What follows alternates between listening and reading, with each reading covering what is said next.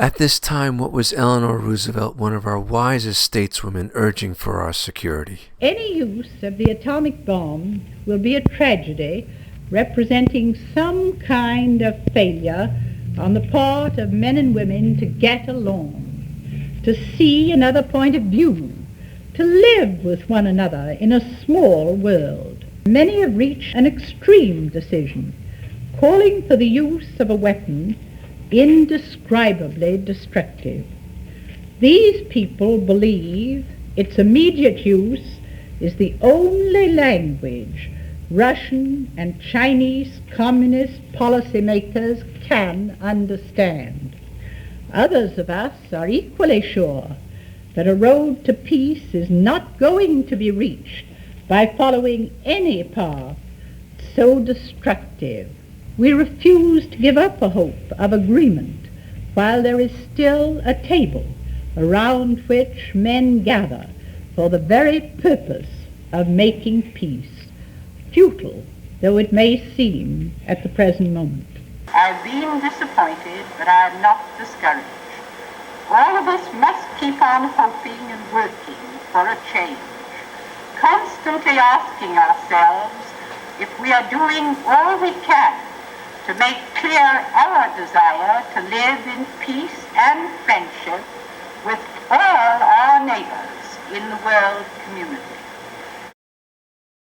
In this time and spirit, Bayard Rustin and AJ Muste helped organize the first Easter Vigil held in 50 cities against the bomb.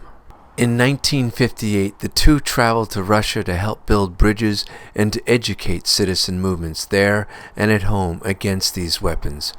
Bayard writes to AJ, quote, "We have to be prepared to make terrible sacrifices now, prepared to go to jail or to get shot down if necessary, but to cry out to the American public and the world, with these weapons, when do you begin to draw the line?"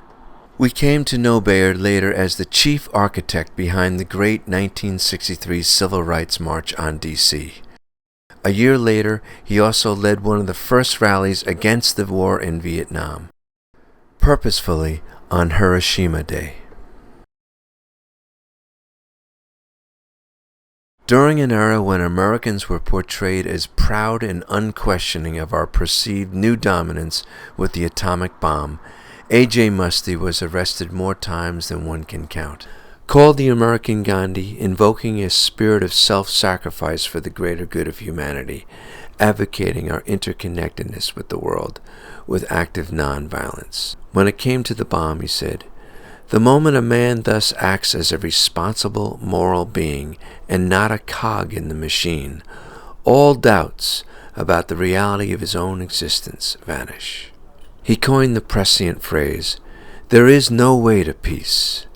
Peace is the way." He consoles our journey forward, saying, "The crucial thing about humans is not always where we came from, but where we are going."